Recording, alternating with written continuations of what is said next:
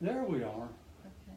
For those of you who are tuning in, we're going to jibber jabber for a few minutes because it appears as though there's a little bit of a tape delay, so the show will start in about 30 seconds. And Gina, what are we going to talk about? Well, we're going to talk about assembling shipping boxes today and talk about splayed leg. Splayed leg. Splayed leg and pigeon droppings. Okay. So, my name is Jerry Gagne. Thanks for tuning in. This is our 5th show. We do this show every Friday, 3 to 4 Eastern time. And the whole idea is, really the basic idea is to answer questions. And if you've got a question about the pigeon hobby, or even a chicken hobby, we'd be glad to talk to you, answer the questions. Some folks have got into the habit, which is a good one, of sending in questions during the week, so that we've already got 4 questions that we have to answer. My name again, Jerry Gagne. I happen to be proud owner of Foy's Pigeon Supplies. My daughter Gina. Gina's been with us on every show, and you've probably noticed she's getting better and better. Of course, I don't have to get better. I'm as good as they come.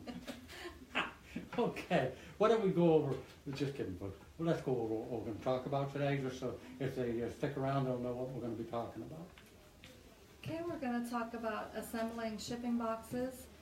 We're going to assemble the 2-bird box today. Pigeon. You said chicken. Aren't they pigeon boxes? No, I didn't say chicken. Don't mind me, folks. We're real professional in this. Go ahead. I'm sorry. I got you all flustered. We're going to assemble the 2-bird shipping box today. They're all similar, but we're just going to do the 2-bird, and the other ones you'll see the flaps on the bottom, how to assemble them. Then we're going to talk about splayed leg and pigeon droppings. And a bunch of other stuff if we have the time. Right. Okay. First thing we're going to talk about, I wanted to thank Veronica Burnsworth. She's our director, our producer. She does all the stuff behind the scenes. I keep talking to her about she's going to be on the air, and she will be one of these times. All right. So first thing is going to be assembling the 2-bird shipping box. I better move my drink because this is Jack Daniels and Coke. Gives me courage. Yeah. All right. You're connected. This is, you'll basically get a 2-bird box just like this, perfectly flat. I'm going to move the camera up a little bit so we can see. This is the top. What you do is you work from the bottom. And all of the boxes have directions. You can see right here, there's letter A and it tells you how to do it. So what it says is when you're making this particular 2-bird box, and you can actually get 4 rollers in if you want. So what I'm doing is I'm pushing A all the way down into the box, and it pretty much stays there. Next is B. See the letter B, 1 on each side. And what you do is you flip this over, just hold it like that, and flip it back around. Now this is the top of the box. So inside, remember I said A? I'm picking A up and laying it against this wall inside.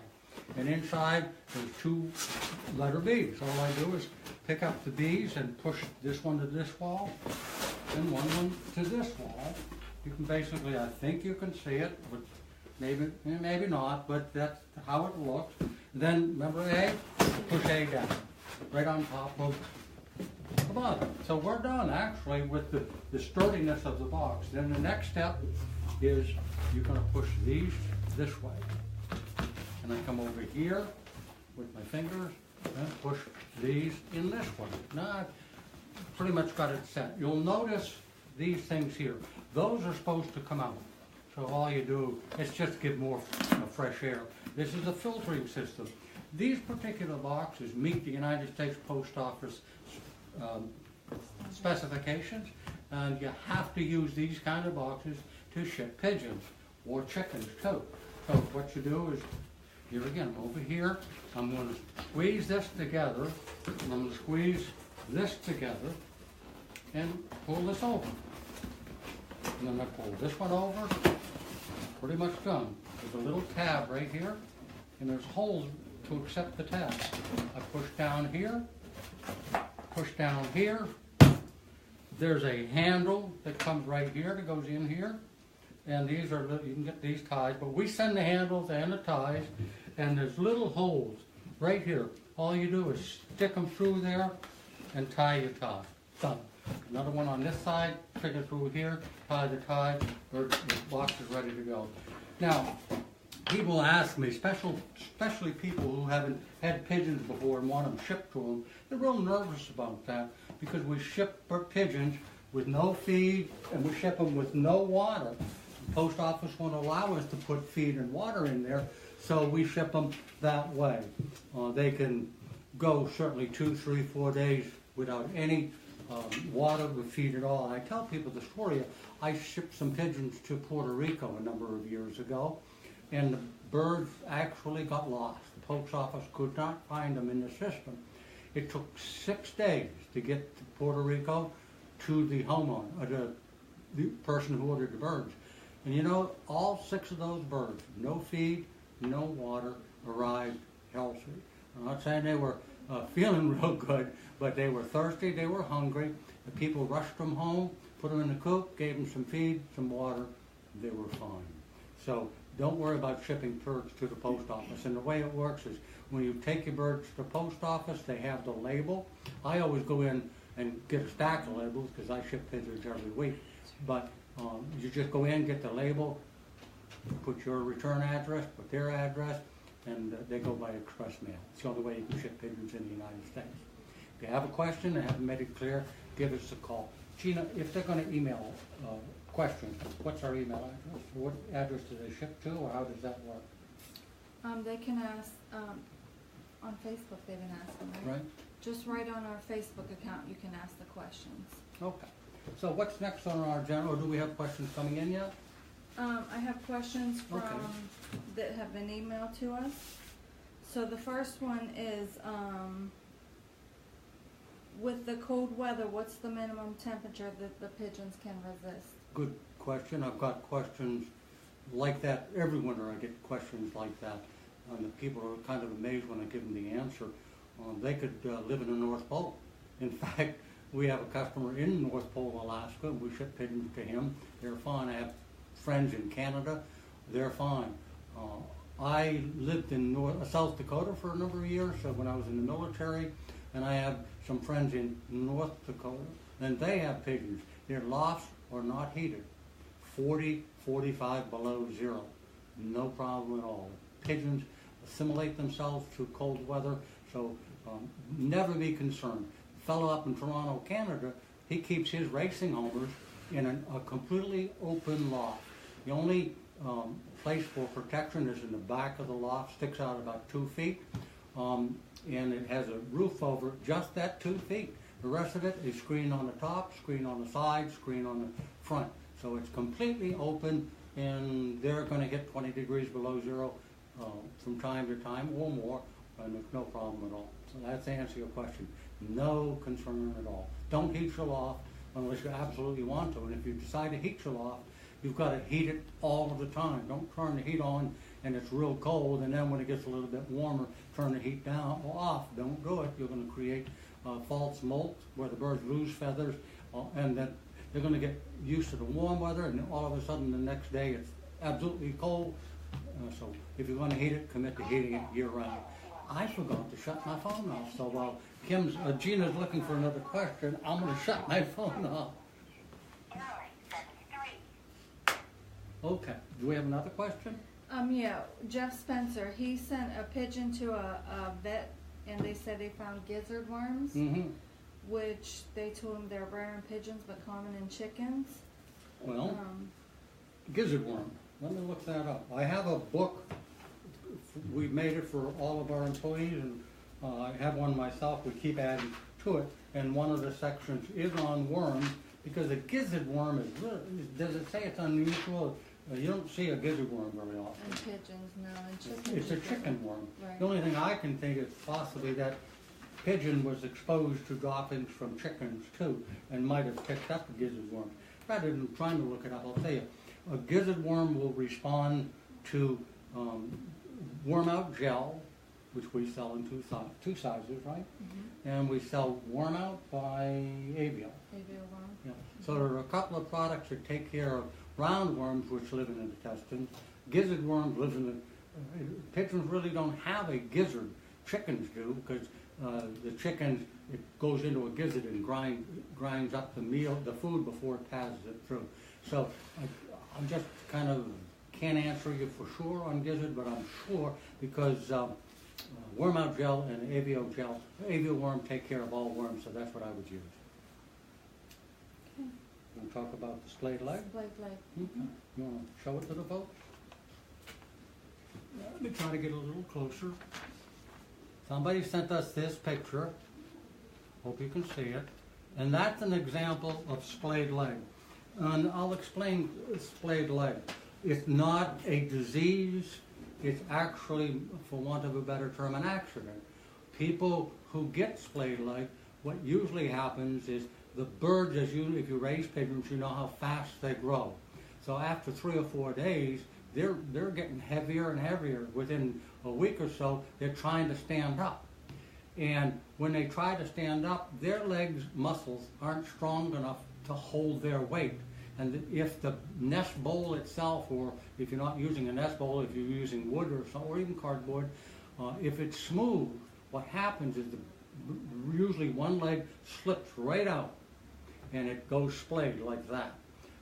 And within a day or a day and a half, if you don't notice it, it's too late to do anything for that bird, unless you really got a lot of time, but it's generally too late. That leg, they're growing so fast, that leg is going to grow that way. And in that particular picture, it showed 2 of them splayed out, and that's possible too. So here again, it's not a disease. If you see a bird, it's all the one leg, or 2 legs are stuck out to the side, it's because your nest surface, your nest bowl or your nest box, where they're trying to stand, they're pushing, the surface is slippery, you don't have nesting material or not enough, and the leg slides out. The bird can't stand on the other leg, they grow right into that, and pretty much the bird is destroyed for life. There's no way to fix it? There's no, as I said, it's an accident, it's not a disease. There are some people who have played with the idea of trying to fix it, where they use string to tie it back. Generally, it doesn't work. In fact, Vicki Michaels, we have a close friend of ours who had a bird with a splayed leg. It was a white racing homer, and she couldn't save it, but she was not going to give up on it or destroy it, so she made it a pet, and she took it with her everywhere. She had a sling that hung from her rear view mirror in the car, and the bird itself would be in like a sling, and it would go back and forth. The poor bird couldn't walk, but it got movement, and she kept that bird for quite a long time. So it wasn't a disease, it was an accident like anything else. Sometimes with an accident, there's absolutely nothing you can do, but she made sure that bird had a happy life. Okay. I have a couple questions. Is it normal to keep a pair of pigeons in a small loft, 22 by 10 by 10 for 5 days with no flying? Well, normal, I'm not sure. There is no normal. A lot of it depends on whether you've got fancy pigeons, rollers, racing homers, high flyers, some birds, but no pigeon absolutely has to be outside at any time. Some pigeons never, ever go outside. But I will tell you that in a loft, a lot of times people will ask me, how much space does each pigeon need? The rule of thumb, the accepted standard is an area that it measures 3 foot by 3 foot by 3 foot. 3 foot this way, 3 foot this way, 3 foot front to back. I'm not saying that you have to measure the whole lot, but it gives you an idea of how much room a bird needs. 3 foot, 3 foot, 3 foot. More is better. One of the causes of disease in a lot of cases is crowding, overcrowding, a lot of fighting, a lot of stress. So if you have a choice, always go for less birds in a given space. Got another one, or something else we want to talk about? Another question. Okay. Remember, if you have a question, we'll just send it in right now. We'll answer it for you. can you talk about feeding grains versus pellets? No, they're both fine. They make a pigeon pellet. Purina makes one, and other companies, I think you can get them from Des Moines Feed in Iowa. And what's the name of the other company? Pure grain. Yeah, Pure Grain Feed makes a pellet. There are a lot of different companies that make pigeon pellets. In some cases, where you live, you may not be able to get a pigeon pellet. The other exception, or another way to get them, is to go buy at your local feed store turkey pellets. But make sure if you're going to use turkey pellets, and they'll say on there, unmedicated. You don't want a medicated pellet because you're giving them medication every day of their lives, and that's just not good. So turkey pellets. And then, of course, feed. Pigeons will eat just about any grain. They like grain more than they do other things. There are companies all over the United States that manufacture pigeon feed. It's a mixed grain. Might have corn, peas, wheat. It might have just any kind of grain in it. But which is better? There is no better. Really, what fits your needs. If you want to raise big, fluffy is the word? When you're you want to get a little chunky, put weight on a pigeon. But what I don't like about pellets is it leaves or creates very loose dropping, muddy, wet droppings, and you're going to get that with pellets. There's nothing you can do about it. With the grain, you have a tendency to see a much tighter pellet, much tighter droppings, and that's what you want. So if you have the choice, I think nutritionally, either one. Okay, we're going to talk about that one, huh? Mm-hmm. Okay. I had somebody, go ahead. I had somebody call me and describe what they had, and I just could not get my mind around what he was describing. I closed my eyes, couldn't figure out he was describing it, so he sent it to me. What I'm going to ask you, I'm going to give you, we'll talk about some other things, I'm going to give you a few minutes. What are you looking at when you see this pigeon? That's a racing pigeon, it's an adult bird. What's the problem? What's the disease? We'll come back to that in a few minutes. First one with the correct answer through email to the Facebook, Voice Facebook, gets a $20 gift certificate just to see. I had a lot of fun with it because I'm not stymied very often, but when he described it, I couldn't figure it out. I had some thoughts as to what it was. When he sent the picture to me, I just couldn't believe it. And that particular, show it to him again, please. That growth that you see around their eyes happened in 10 days. 10 days it grew to that. I've seen that on very, very old birds, especially birds like English carriers that grow that. But that one really surprised me, not knowing what it was. Thank goodness I know a number of veterinarians. I called two vets, and they both concluded what it was, and it surprised me, but they told me what it was. Do we have somebody? We already have an answer. Oh, yeah. We have an answer. What is it? Pox. Yeah. That's the most extreme case of pigeon pox I've ever seen. The man lives in Idaho, cold weather. The pigeon pox is usually a result of a mosquito bite. So when I talked to the vets, they both said it's pox. One of the veterinarians, Paul Miller, I was talking to, he said, I've actually had that. That's a combination of a wet pox and a dry pox. If you have a health book, it'll explain what those are, but they're two different forms of the same thing, pigeon pox. And he said, there's no question in my mind that's what you've got. There's absolutely no treatment. Pigeon pox is a virus. Rarely does it kill. It's just so bothersome, and that what you saw, it's going to actually grow in and scab over over a period of time, 6 to 8 weeks. It should clear up. But the problem I think you're going to have with that bird, in those 6 to 8 weeks, that pox is going to block that eye, and the eye will get infected, and it wouldn't surprise me if that bird ended up blind. Oh, I know. That's what will happen. The guy called me last night or early this morning. The bird died before he got anything that he could use to help. There is something called pox dry, which you put on the growth, and it doesn't treat it. It's a virus. What it does is makes it scab quicker. The quicker it scabs, the sooner it will fall off. So that's a sad thing. The bird did die, but I learned from it. I had never seen that before. So after 67 years of raising pigeons, I saw something I hadn't seen before. Okay, there was a gentleman from that answered the question. I don't know where he was from, but his name was Joseph Irwin. Joseph Irwin. Thanks, Phil. Thanks for listening and watching too. And share the information. We're on, once again, we're on every Friday. That's Eastern time from 3 to 4. So if you're in California where it's 3 hours difference, just keep in mind, Eastern time. What are you laughing at, Veronica?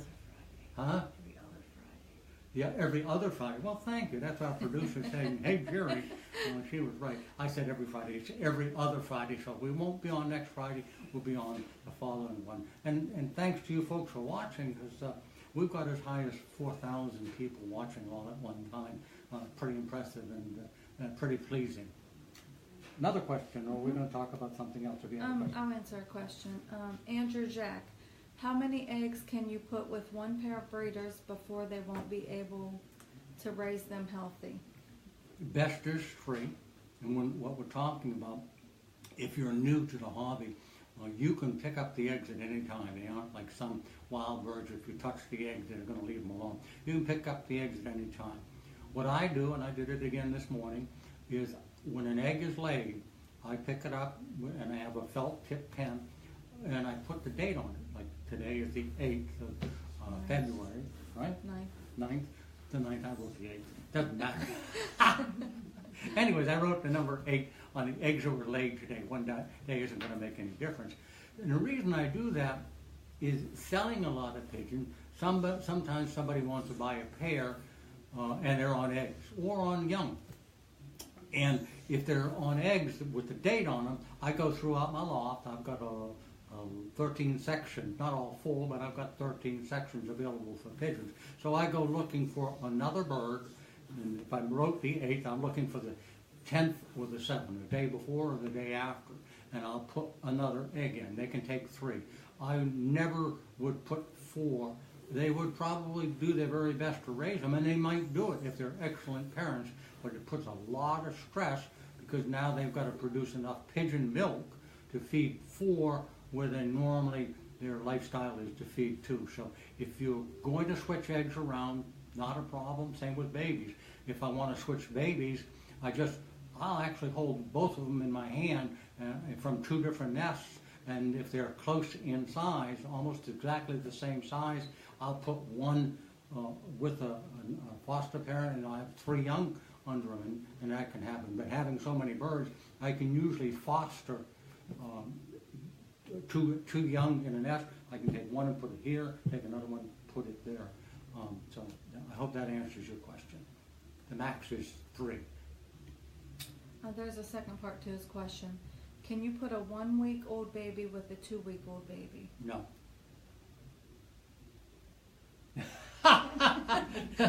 These girls know me. I never answer with one word, and the answer is no. But to elaborate, they're too far apart in age, and the growth is different. So the one that's the biggest will get all the food. In most cases, the smaller one, if it doesn't die, it will grow up very puny. Which reminds me, I hope that answered your question. Something else, as most of you know, or a lot of you know, I write articles regularly for magazines, and in doing the research, I was reading a magazine from 1926, not a magazine, a book, I'm sorry, and he said something that I never really thought, makes sense, but I never really thought about it, but in cold weather, if you have pigeons that are laying eggs, and they've got 1 or 2 eggs, they're setting on, or they're not setting on them when you walk in. Let's say they lay 1, and as most of you know, they'll lay 1 egg, the hen will, and then not the next day, but usually the day after that, she'll lay the second, and that's when she starts to fertilize, or not fertilize, starts setting the eggs. If you pick up an egg in a nest in the wintertime, and the egg is really cold after the 2nd day or 3rd day, if it's cold, throw it away. A chilled egg will stunt the growth of the baby. That's the point I wanted to make. I never really gave it much thought. Once in a while you'll have two young in a nest, and one will be real big and one's real small, good chance what happened was that egg got chilled. That speaks a lot for having those. We sell a heated nest bowl, not a heated drinker, but actually a heated nest bowl. If you're in real cold weather and want to be sure you've got a very special pair, you can put that nest bowl in. We have them in two sizes. Plug it in. It doesn't get hot. It stays the same temperature, but it gets warm, and you'll have a lot better luck in raising young ones in very cold weather, because the parents do have to come off to feed, to eat and drink themselves, and sometimes the babies get a chill. So, all right, another one? Mm-hmm. Well, that's great. Hey, thanks for sending in your questions. Is enrofloxacin and Baytril the same thing? Yes. A lot of people doesn't matter, but to explain it, enrofloxacin was first. And it was, maybe the word's patented, I'm not sure, but enrofloxacin came first. Then the Bayer company, we all heard of Bayer, B-A-I-E-R, anyway, the chemical company, they came out with a product later, and it was called Baytril. They also made Baycox, so they are exactly the same. It's against the law to sell Baytril through pigeon supply companies like us. I know, and I'm told this all the time, that they can get it from our competitors, and I agree, they can. We just had a situation where the government visited us with the 2 black SUVs and 4 people with gold badges, and they went through our whole store, and the only thing they said to us is, you can't sell Baytril, and if you ever sell Baytril again, and if we catch you, we'll put you out of business, basically. So you can't get Baytril from boys. And don't overuse Baytril. Be careful.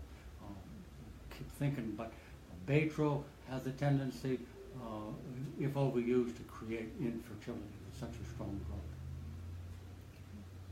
I lost it.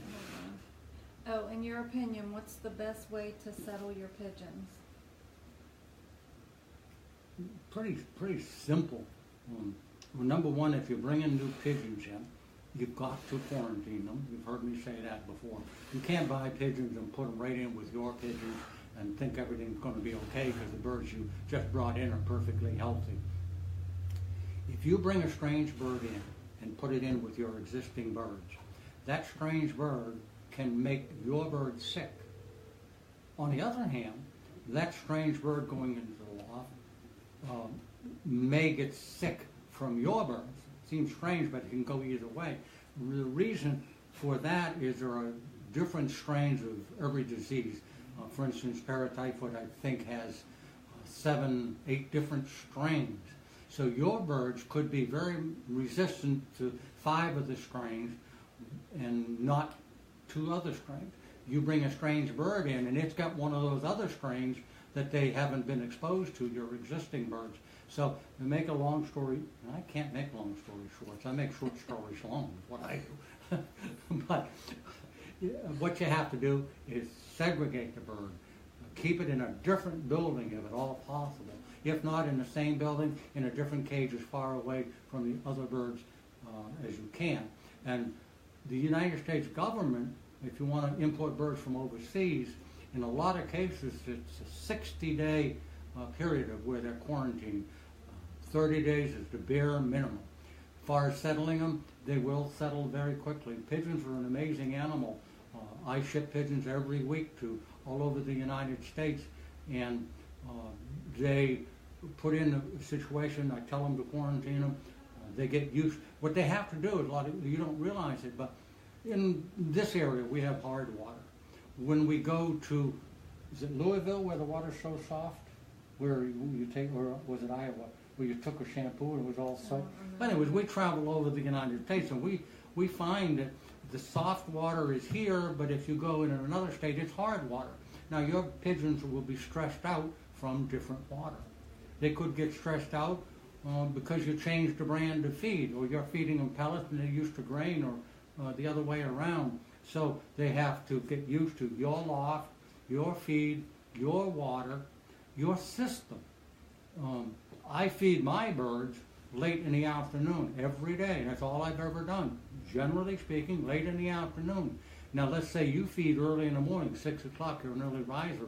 Well, if you bought birds from me, they're not used to that. It flips their system around and it reduces their immune system. They're less apt to be able to fight off disease that they might normal. So in answer to the question, the most important thing is to segregate them. After that, just introduce them to your birds. Mr. Irwin, the gentleman who answered the question about the pigeon pox, he's from Canada, but he's a snowbird in Myrtle Beach. He just what? A snowbird in Myrtle Beach. As most of you know, I could carry a dual citizenship. My mother and my father were both born in Canada. I wish I was in Myrtle Beach. I might mention the Grand National, if you may not be there next winter. Yeah, the Grand National next January is in Myrtle Beach. That's the National Pigeons Association Grand National. You'll see 3, 4, maybe 5,000 pigeons there. All when the Grand National was in Amarillo, Texas a few weeks ago, there were almost 200 different breeds. So it's, if you have the opportunity, you might want to go to the Grand National. And I'll have more information as it gets closer. Okay, no more questions right now, so we'll talk about droppings. Do we have all 4 of those questions answered with the We people? do. Okay. We do. All right. Somebody wanted us to talk about pigeon droppings, and the normal pigeon dropping is a generally brown, light or dark, but fairly solid, and the top of it is usually white. The brown or the dark brown, light brown is actually the feces droppings. The white is urine, and that's perfectly normal. And you want them fairly solid. Now when I say solid, it isn't solid so you can pick them up. It just means that, well, they're mounded. They're not so wet that they flatten out like a pancake. So you want them to be able to stand by themselves or in little balls. That's what you're looking for. Sometimes you'll see, you'll go into your loft, you haven't done anything different, but you look at the droppings and there's a green droppings here and there, not all over the place, but maybe 1 or 2 on a purchase. Sometimes that's perfectly normal, especially in breeding season where 2 birds have been fighting, 2 cockbirds have been fighting for the same nest. Stressful. Stress produces green droppings. So don't always assume the droppings are green and the birds are sick. Not always the case. Then you also have a situation where you have very light green droppings. When I say light green, hi Kim. Hi. The president of the company just walked in, but she won't get on television. I mean on Facebook. Anyway, very light green, lime green is almost always coccidiosis. And if it's coccidiosis, once in a while you'll see spots of blood in it too. But generally, if it's not stress, and if it's not coccidiosis, it's a bacterial infection. What it is, we don't know. Foy's off the surface. I'm not sure whether others do it. And I encourage people to do it. If you have questions about your pigeon's health or whether you should medicate or not, send in a fresh sample. Call Foy's, 724, well, you all know the phone number. Call Foy's and ask for Sherry. Sherry will tell you how to do it. Send the droppings in to us. We have an avian veterinarian who will look at them under a microscope and will tell us what he sees. Can't see everything, especially viruses, but worms, coccidiosis, sometimes bacterial infections, just the way they look, he can tell. So if you really, before you medicate, why don't you check, and maybe you don't medicate. There's a lot of people, and I can't change their minds no matter how much I preach. It's silly to medicate your birds before breeding season if they appear very, very healthy. All you're doing is, number one, wasting your money. You're assuming they're sick and they're not when you use antibiotics. And what happens is by the continual use of antibiotics, you could be destroying the bird healthy intestines with the antibiotic, and they'll get resistance to it. So, in my opinion, you don't medicate unless you have to. Send the droppings in to us. We'll tell you what the problem is.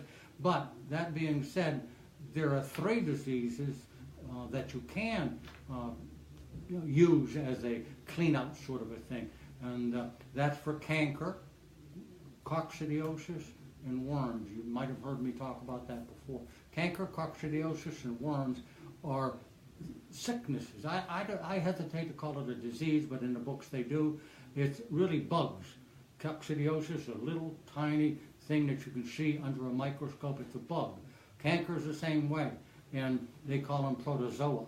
Also worms, you a lot of times can't see worms, but they are a bug. They're there. You can see them under a microscope. I can go on and on, but I choose not to. Another question? Yeah, for Mr. Andy Reid. He hasn't had roundworms for 2 years. Suddenly he got them. Mm-hmm. He didn't bring any new birds in, nor did the birds go outside. Where did they come from, and how long can worm eggs survive? Well, number one, if I had to guess, you carried them into the loft. Probably because roundworms, long and small roundworms, can be on the ground. You can walk in and they're on your shoes and you carry them in. Some people, exceptional, but some people do have a little pan where they walk in and it has a powder in it, an insecticide type of powder, and they step in it, and that helps to clear off anything that's on the bottom of their shoes. But roundworms, I can't tell you how long they'll last, and if you haven't had them for 2 years, I know of no other way, unless you have an aviary where your birds walk out onto the aviary and there's ground below where they're walking on the dirt. They can pick them up from the dirt. They love to browse, and if you watch your pigeons on the ground, they're always picking at the ground, just like a chicken. They can pick those worms right up again, and they can always get them from chickens. So I didn't answer it because I don't know for sure, but I would bet you carried them in. Anything else? No more questions. Should we close the show down? No. No? Okay. Did you talk about all droppings? Oh, I'm sorry. Thank you. Why don't you go down that list and I'll talk about it. Clear droppings? Clear droppings, that means they're very wet and they're almost all water. Chances are, most of the time, it's a virus, a sign of a virus. And a virus can't always be found in the droppings, so if the vet looks at them doesn't mean he's going to find the droppings, find the virus. What needs to be done if you have that is to send it to a virology lab through a veterinarian, and he'll tell you what it is. But clear droppings almost always a virus. You already talked about green droppings, right? Mm-hmm. Green slimy droppings? Green and slimy, you know what slimy is. I hope you do. Isn't there a slime ball or something that kids play with now? Slimy is usually E. coli. It could be roundworms. That's what brought it up. Yeah. Giardia. Yeah. What was the third one? Giardia. Giardia. Yeah. So green slimy droppings usually can find out in looking at them through a microscope. Giardia, roundworms, E. coli. Giardia is rare. Giardia can actually, we as people can get, not from the pigeons, but it's not an uncommon disease, but it's rare in pigeons. And it's usually caused, I've had problems with people, and they call me and find out they have Giardia. And give an example, somebody had gutters over their landing board. And they got up and finally looked in the gutter, and there was a dead rat in the gutter. And it was rotting Giardia. That's where you usually get it, dead animals. Yellowish and green and smell very bad. What's it say in my book? E. coli. E. coli. I knew it's a smell. I couldn't remember. Even I wrote this book, but you know, I'm 47 now. 57? 67? Anyway, my mind is not what it was, and that's why we have this book. And I've told you folks this before. Everybody that works for us, with the exception of one person, Veronica, she's above it all. She stays in the office. But all of the folks have a book like this, and when you call and have a question, you'd be surprised, and I think I've shared this with before, they will answer your questions most of the time, because I've written that for them, and they can go right to it based on what you're telling them. And Veronica, lazy Veronica and I are working on a brand new book. We have I've already written 2 books over the last 15 years, and we're working on another one. I think you'll be real glad when it's done. Probably take us a year or so, and I'll talk about a couple of our books, but it's going to be on health. But not health as a veterinarian sees it, health as you, the pigeon fancier, sees it.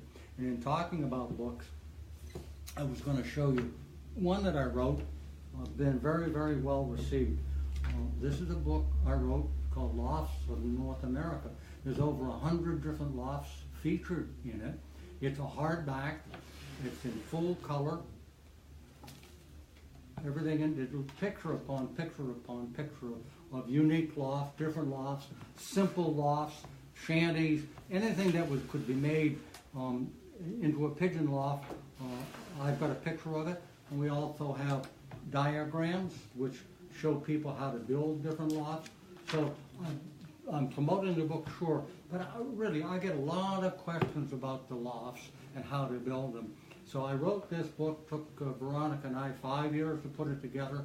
It's not cheap, but when somebody's building a new loft, I try to recommend a book like this because there's a lot of ideas that you probably would never think about. And if you're going to build a new loft, better to go through a book like this than a year from now saying, oh man, I wish somebody had told me that. It's in here. Lofts of North America. Foy's also sells it to other companies, so it doesn't have to necessarily come from us, but we do stock it. Then, Hold on. go ahead. He'll also autograph it for you if you'd like. Yeah, I'll be more than happy to sign. But no, I shouldn't say a lot, but I do get requests for that. It's kind of not embarrassing, but it seems strange for people wanting my autograph. But it's just a great book. Here, really, I thought it was rather unique.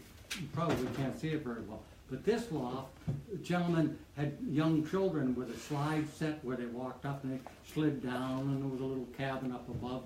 The kids grew up and didn't use it, so he built a pigeon coop out of it. And the slide's still there, but it's now a pigeon coop. Then I was going to talk real quick about this one. This book is called White Pigeons, The Color of Money. And I wrote it, it's a pamphlet. I wrote it for people who are getting in the white bird release business. And that's the way you do funerals and weddings and so forth. And I meant it, it's sort of like Pigeons for Dummies. It's for people, in most cases, who have never had pigeons before but want to get into the white dove release business. So I wrote this book for them. It's just a lot of basic information. Veronica and I put this together, 4 or 5 years ago? I can't remember. A good while ago, but we wrote this one a number of years ago also. What brought this book to mind, and that's why I shared it with you, it's called White Bird's Color of Money. I got a call, I'll start off by mentioning, I'm looking for some good quality white racing homers, young ones or breeders. I really need them. I've got an order where I have to send pigeons out. I've got one order for 100 and I have another one for a number of pairs. So if you are a breeder of quality white birds, I'm looking for them. My home phone number, I'll give you my home phone number, get a pencil, paper, and I'll give it to you in a couple of minutes. But I got to talking to a fellow out in California looking for white birds. He didn't have any for sale. I found it amazing. He has 2,000 white birds. 2,000. He's in the wedding release business, and that's all he does. He's got people that do the releases. He's got a secretary. And what I was talking to him about, some special cages he has, and I think I'm going to bring him in. He breeds his birds, and he raises between 75 and 100 young white ones every week. Every week. Imagine that. 100 a week, and he's raising over 5,000 birds a year. I hate to have his feed bill. But he says that they do, on a good weekend, on a Friday or on a Saturday, they'll do 75 funerals. And he says, and that takes anywhere from 1,500 or more pigeons if we're releasing a lot of them. So if you're ever interested in, so many people ask me about what they can do in retirement, give some thought to the white bird release business. We do it. We sell birds for it. We sell the book for it. We do weddings and funerals. The money is in funerals. And if you're interested in getting into the business, I'd be glad to talk to you. We can supply the birds, but we can supply everything else. And one thing that a lot of people who sell birds don't give you is you can spend as much time as you want on the phone with me. I'll walk you through it, try to stop you from making mistakes, how to raise them, how to train them, how to feed them, how to water them, just generally, and what to do at funerals and things like that. My home phone number, 724-359-5355. 724-359-5355. That's my home. If I don't answer, it just means I'm not home. I don't have an answering machine. I do have caller ID. Answering machine, so many people get right in the middle of the question and it shuts off, so I don't use an answering machine. But I do tell you, I will call you back. A lot of times I call you back in the evening because I'm not home all day. So if you have a question about the white bird release business, if you have a question and you want a more in-depth answer, give me a call, Jerry Gagne, and 724-359-5355. Anything else? Did we covered worms, or we had a question, or you want to know? No, I just, the books, The Loss of North America is $65, and White Pigeons, Color of Money is $13. Okay. All right. What else do we have on our agenda? Scott asked, what causes a pigeon to go light and how is it prevented? Okay. It's a good question. It's probably the most common question I get. Going light is not... It's a symptom. Go ahead, tell me about it. No. Going light is a symptom. It's not a disease. It tells you, yes, your birds are sick. What the problem is, no way to know. One of the common ones certainly is worms, but it could be a bacterial infection. Could be a virus. It could be canker, coccidiosis. We don't know. It's like if you get a headache or a stomach ache or a sore throat, you know you're sick. But the only person that can tell you what's wrong, generally speaking, is a doctor. With pigeons, the only one that can tell you generally is a veterinarian who knows something about pigeons. So it's a symptom. Going back to what I said at the beginning of the program, the only way to know is to send the droppings into Floyd's. We'll get them analyzed by a veterinarian who's a pigeon man and knows pigeons. He'll tell us what's wrong, and sometimes he will actually call you at home himself because he has questions to ask you, because looking at the droppings, he's got some ideas, but he wants to tell you what's going on. So what I tell people, when you don't know what's wrong, what I would do, first thing is give them 3-in-1. 3-in-1 treats canker, coccidiosis, and worms. It's the most common 3 diseases pigeons can get. It's 3 to 5 days, go 5 days. Then give them probiotics for 2 or 3 days. After the 3 days, probiotics, put them on amoxicillin. You can get it in tablet form or powdered form. Powdered form makes more sense because most diseases are passed from pigeon to pigeon. So amoxicillin in the drinking water, 10 days. Catalog says 7. I tell you, I like 10.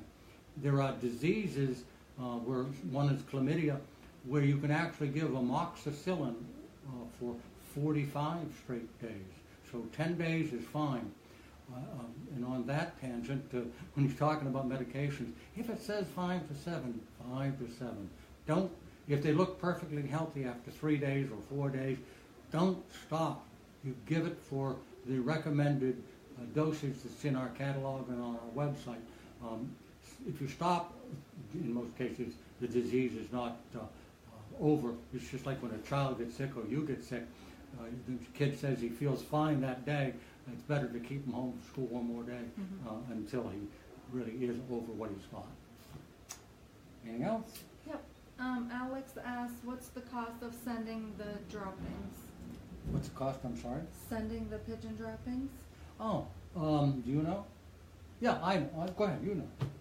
To send to us, I mean, it just... All right, let me tell them what to do first, and then you tell them the cost, okay?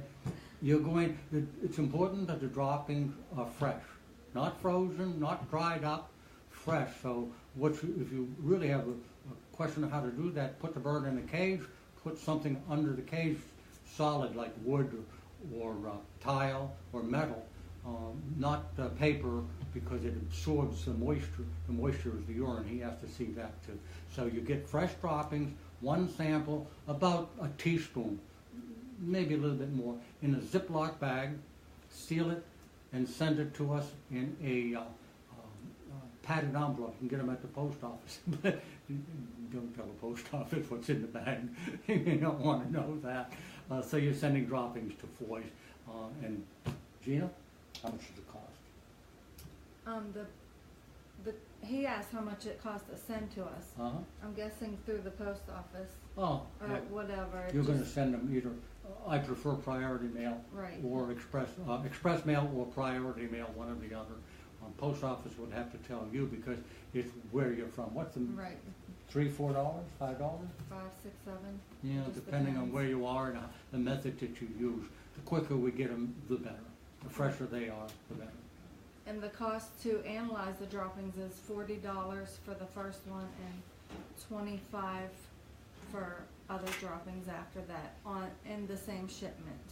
And it's a good idea if you're sending droppings in a piece of paper, write down your name, address, telephone number, but more importantly, the symptoms. We know what color the droppings are, we have the droppings, but just tell us what's going on so the veterinarian has a better idea of what to look for. Thanks for the question. And if you're sending a couple different droppings in different bags, make sure you mark each dropping, whether it's young birds, old birds, loft 1, loft 2. That way when we call you back, we know which ones to refer to if there's different things going on.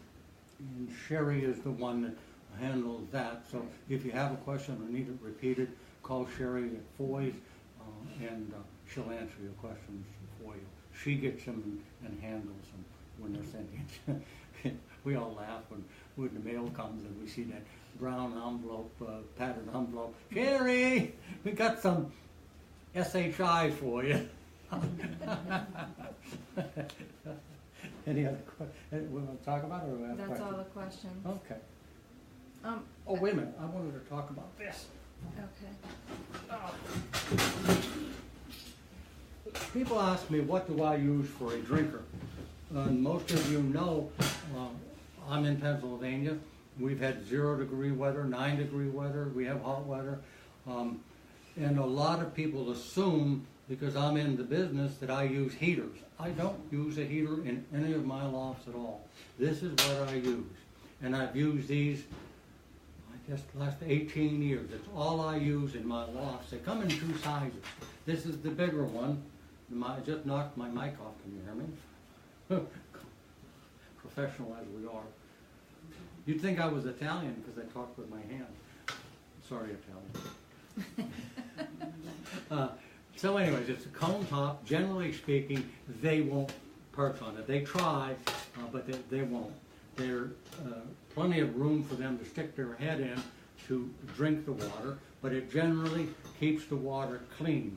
I go a step further. In a lot of cases, I have a little platform where it's up this way, this high. It's a round plywood platform that's built up about this high, and they jump on it, so it really keeps my water clean. So this morning I went out. It was 9 degrees last night. The drinker bowl was, the water was froze solid.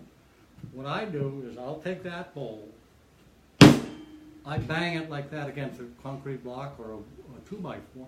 The ice pops right out. I put that aside, and then I take this into the house and I'm going to wash it for tomorrow. But when I came out this morning, I had a clean one that I'd washed the night before.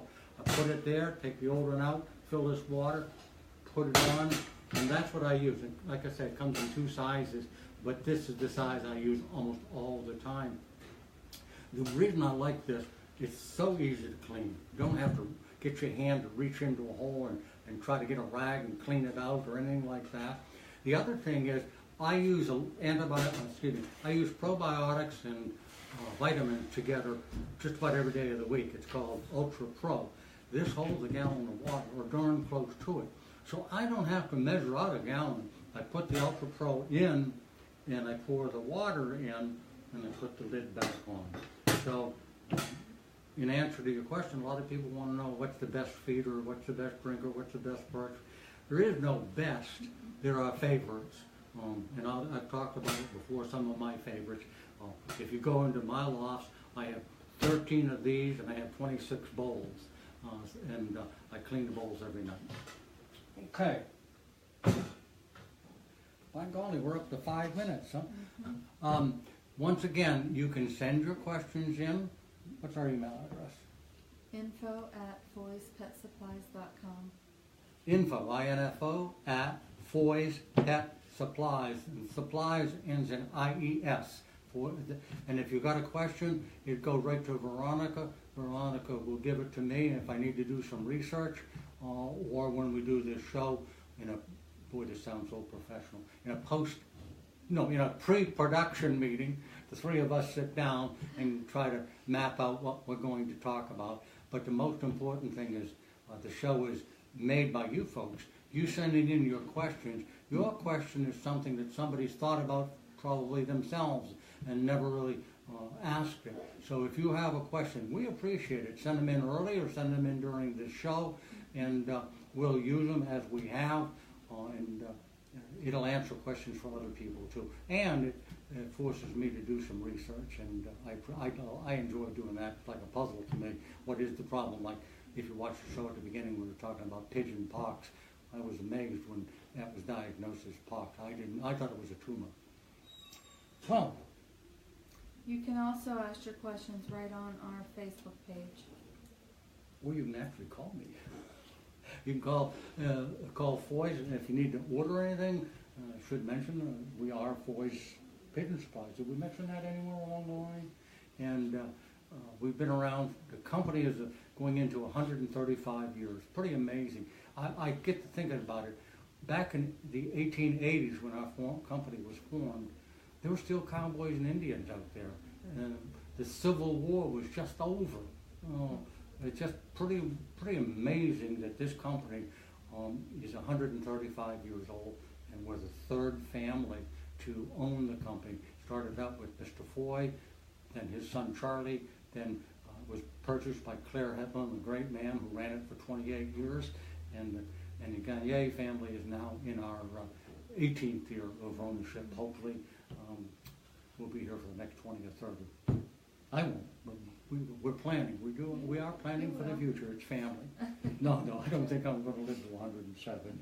It'd be not, I don't even know if I want to live to 107. Guys, thanks a lot. Once again, Foy's phone number is, go ahead. 724-843-6889. And if you want Gina's home phone number, you can call me. I'll give you her cell phone in case you want to talk to her. And my home phone number is 724. Not really. No, I'm kidding. 724-462. No. Oh, 724-359.